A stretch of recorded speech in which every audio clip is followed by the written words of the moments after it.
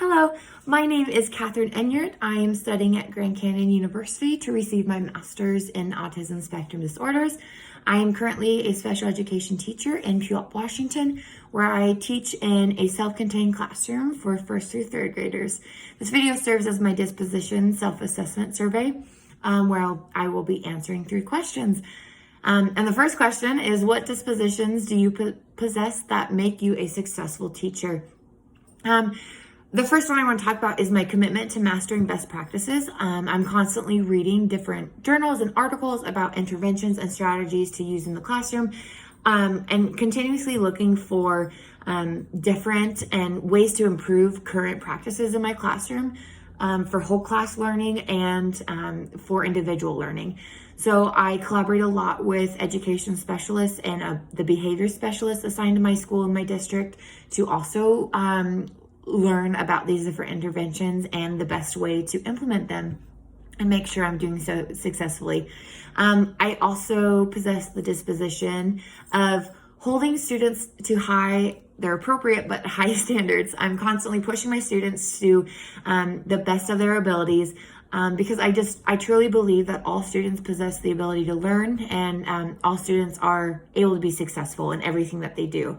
I work a lot with my students in developing their own goals and drawing out for them and helping them figure out how they can track the progress that they're making towards meeting their goals. And I just really aim to help them realize their potential and that they can be successful in anything that they do.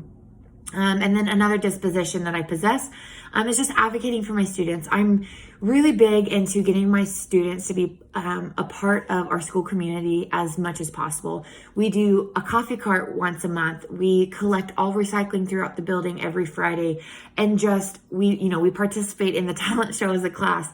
I'm just really looking to normalize students with disabilities to their typical peers and even to my colleagues.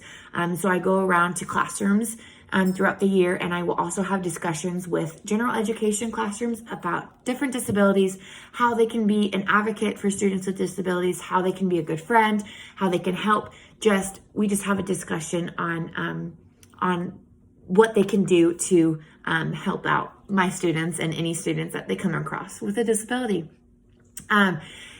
So 2 dispositions that I feel I need to work on to grow is just effective communication and effective planning and organization. I feel that I'm able to communicate professionally.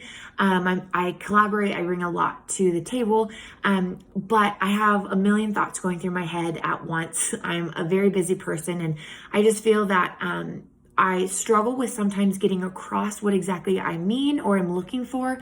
I'm lucky to work with 2 amazing paraeducators who I have a great established relationship with, and they have gotten used to figuring out what exactly I mean for different projects, different work tasks, whatever it may be, but it would reduce a lot of the headache and the confusion if I could just effectively communicate a lot better.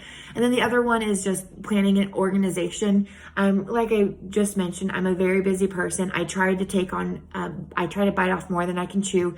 And I only plan for a couple days in advance. But if I were to plan for a longer period of time in advance, I could communicate earlier for things and just scaffold and figure out differentiation on things a lot better. So what does a professional educator look like, and how do they behave? And then what standards guide their thinking and their actions? So to me, a professional educator has a growth mindset and considers themselves to be a lifelong learner.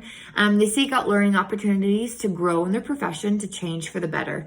They are positive when interacting with students and productively interact with their colleagues.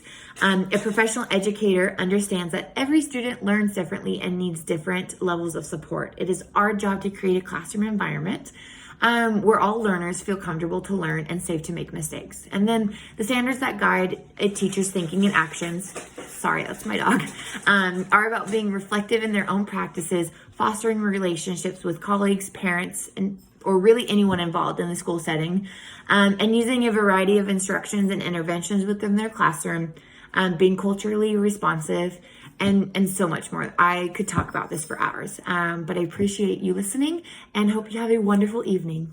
Thanks.